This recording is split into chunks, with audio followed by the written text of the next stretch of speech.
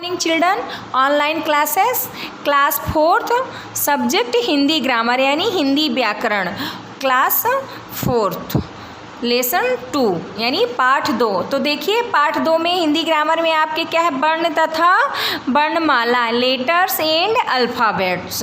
तो वर्ण क्या होते हैं, लेटर किसे कहते हैं हम, देखिए जब हम बोलते हैं तो हमारे मुंह से क्या होती है, अनेक छोटे छोटे जो हमारे मुंह से क्या होती है, अनेक छोटे छोटे समूह में ध्वनियाँ निकलती हैं और अलग अलग नामों के शब्दों में ध्वनियाँ अलग अलग प्रकार से जुड़ती हैं, उन्हें हम क्या कहते हैं, वर्ण कहते हैं। आप लोग भी किसी से बात करते हैं तो आप देखते हैं ना कि आपके मुँह से छोटी छोटी ध्वनियाँ समूह में निकलती हैं और अलग अलग नामों में शब्दों में ध्वनियाँ अलग अलग प्रकार से जुड़ती हैं, तो वो हमारा क्या कहलाता है, लेटर्स यानी वर्ण कहलाता है। जैसे देखिए नल, तो नल कितने प्रकार के उससे मिलके बना हुआ है, देखिए न और इसमें फिर आपका आ जुड़ा हुआ है, ला है और फिर इसमें आपका स्वर जुड़ा हुआ है, इस तरह आपका नल बनता है। उसी तरह देखिए कमल, तो कमल में पहले आ जुड़ता है फिर माँ में भी आ जुड़ा आ, यानी ये चार वर्णों से मिलके बने हुए हैं। इसी तरह आपका अदरक और बरगद भी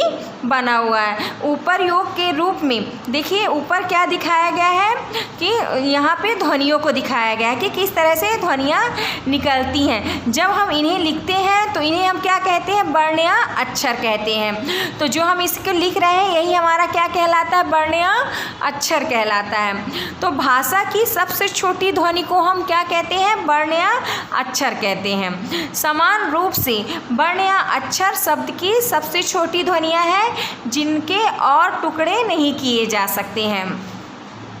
जो हमारा वर्ण और अक्षर होती है वो सबसे छोटी ध्वनि होती है। अगर हम सोचें इसको और टुकड़ों में इसका विच्छेद करके किया जाए तो ऐसा नहीं किया जाता है। नेक्स्ट पेज देखिए, आपका वर्णमाला यानी अल्फ़ाबेट।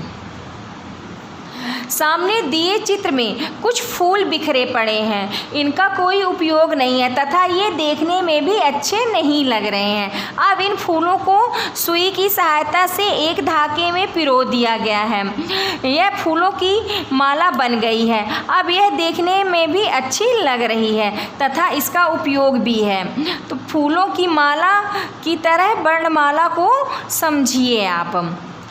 वर्णों के क्रमबद्ध सारणी को हम क्या कहते हैं, वर्णमाला कहते हैं। इसी तरह जो हमारा वर्णमाला होता है वो कैसे होता है, बिखरा हुआ होता है। तो हम उसको क्या कहते हैं, उसको वर्णों को जो हमारा समूह होता है उसको हम क्या करते हैं, इकट्ठा करते हैं और उसे वर्णमाला में रखते हैं। तो हिंदी वर्णमाला में मूल रूप से 52 वर्ण होते हैं जिसमें 11 स्वर होते हैं, 2 अयोग वाह होते हैं, 33 व्यंजन होते हैं, 4 संयुक्त व्यंजन तथा 2 विकसित ध्वनियाँ सम्मिलित होती हैं। वर्णों के भेद, काइंड्स ऑफ लेटर्स। वर्ण मुख्यतः 2 प्रकार के होते हैं। कौन कौन से वर्ण होते हैं आपके, स्वर और व्यंजन होते हैं। तो स्वर को हम क्या कहते हैं, वायबल्स कहते हैं। तो जिन वर्णों को बोलने में किसी हमें दूसरे शब्दों की या दूसरे वर्णों की सहायता नहीं लेनी पड़ती है उसे हम क्या कहते हैं, स्वर। जो हमारा स्वर होता है वो स्वतंत्र होता है, उसको बोलने के लिए हमें किसी की हेल्प यानी मदद की ज़रूरत नहीं पड़ती है। और हिंदी भाषा में 11 स्वर होते हैं। देखिए 11 स्वर कौन से होते हैं, छोटा, बड़ा, ई, बड़ी, ऊ, बड़ा ऊ, री, ए, ओ, औ, ये आपके 11 स्वर होते हैं। फिर इसके बाद नेक्स्ट टॉपिक क्या है आपका, व्यंजन। व्यंजन में क्या होता है, कॉन्सोनेंट। जिन वर्णों को बोलने के लिए हमें दूसरे वर्ण की सहायता लेनी पड़ती है उसे हम क्या कहते हैं, व्यंजन कहते हैं। क्योंकि व्यंजन को हम किसी बिना वर्ण के दूसरे वर्ण के मिलाए उसे बोल ही नहीं सकते। जैसे का है आपका, तो देखिए का बोलने में आस का मतलब स्वर की सहायता हमें लेनी पड़ती है। वैसे हम एक तरफ से ये भी कह सकते हैं कि हमें व्यंजन को बोलने के लिए स्वर की सहायता लेनी पड़ती है, इसको हम स्वर से मिलाकर ही बोल सकते हैं।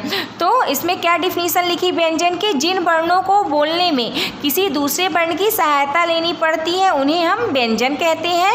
हिंदी भाषा में 33 व्यंजन होते हैं, इनमें आ मिला हुआ होता है। जैसे देखिए का, खा, गा, घा, अंगा, चाचा, जाजा, ई, टाठा, डाढ़ा, अड़ा, ताथा, दादा, ना, पापा, बाबा, माँ, यार, सा, हा, छ, हा, ये आपके क्या कहलाते हैं, ये आपके 33 व्यंजन कहलाते हैं। तो इसके अलावा भी कुछ और व्यंजन होते, जैसे अभी आपको हमने इसमें बताए कि क्या होता है आपका 4 संयुक्त व्यंजन होते हैं, 2 विकसित ध्वनियाँ होती हैं। तो जो संयुक्त व्यंजन होते हैं वो कौन कौन से होते हैं, छा, त्रा, जा और ये स्रा आपके क्या कहलाते हैं, ये संयुक्त व्यंजन कहलाते हैं। और जो 2 अयोग जो आपके अयोग बाह होते हैं वो कौन से होते हैं, अंग और ये क्या कहलाते हैं, आपके अयोग बाग होते हैं, क्योंकि ये ना स्वर के श्रेणी में आते हैं और ना ही आपके व्यंजन की श्रेणी में आते हैं। और जो आपकी ये ढा और अड़ा होता है, जो आपका अंगा और ढा होता है ध्वनियाँ, इसमें विशेष उच्चारण विकसित होती हैं, इसीलिए इनका कोई शब्द शुरू नहीं होता है। और हमने आज अपने इस लेसन में क्या पढ़ा है, चलिए एक बार रिपीट करते हैं। भाषा को छोटी छोटी ध्वनियों के समूहों द्वारा बोला जाता है। ये छोटी छोटी ध्वनियाँ क्या कहलाती है, हमारी वर्ण कहलाती है, और वर्ण के टुकड़े नहीं किए जा सकते हैं।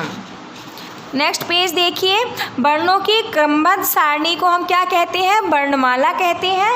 वर्ण के 2 भेद होते हैं, स्वर और व्यंजन। स्वर बोलने में दूसरे वर्ण की सहायता नहीं लेनी पड़ती है और व्यंजन बोलने में स्वर की सहायता हमें लेनी पड़ती है। अब देखिए उचित विकल्प पर हमें सही चिन्ह लगाना है। तो भाषा की सबसे छोटी इकाई क्या कहलाती है, वर्ण कहलाती है। हिंदी भाषा में स्वरों की संख्या 11 होती है। आ, अंग तथा आहा वर्ण क्या कहलाते हैं, आपके अयोग बा कहलाते हैं। देखिए रिक्त स्थानों में उचित वर्ण लिखकर चित्र का आपको नाम लिखना है। तो ये चित्र का नाम क्या है, आपका मच्छर है, ये मॉस्क्विटो का चित्र बना हुआ है। तो यहाँ पे आप क्या लिख देंगे, मच्छर।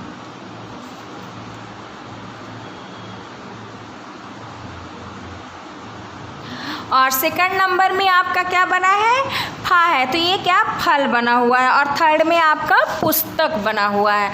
नेक्स्ट पेज देखिए, चित्रों को देखकर उनके नाम की छोटी छोटी हमें क्या करना है, ध्वनियाँ बतानी है। जैसे इसमें एक एग्जाम्पल दिया, जैसे मोर क्या कर रहा है, नाच रहा है, नाचना।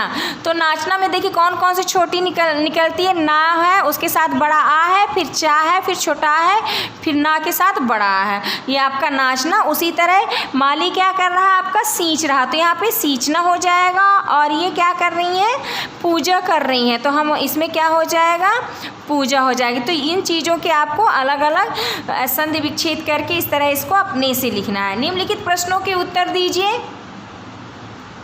वर्ण किसे कहते हैं, तो भाषा को छोटी छोटी ध्वनियों के समूहों द्वारा बोला जाता है। ये छोटी छोटी ध्वनियाँ वर्ण कहलाती हैं। वर्ण कितने प्रकार के होते हैं, नाम लिखिए। वर्ण 2 प्रकार के होते हैं, स्वर और व्यंजन। वर्णमाला किसे कहते हैं, वर्णों की क्रमबद्ध सारणी को वर्णमाला कहते हैं। स्वर किसे कहते हैं, हिंदी वर्णमाला में कितने स्वर होते हैं, जिन वर्णों को बोलने में दूसरे किसी वर्ण की सहायता नहीं लेनी पड़ती उन्हें हम स्वर कहते हैं। हिंदी वर्णमाला में 11 स्वर होते हैं। व्यंजन किसे कहते हैं, हिंदी वर्णमाला में कितने व्यंजन होते हैं, जिन वर्णों को बोलने में किसी दूसरे वर्ण की सहायता लेनी पड़ती है उन्हें हम व्यंजन कहते हैं। हिंदी वर्णमाला में 33 व्यंजन होते हैं। नेक्स्ट पेज देखिए,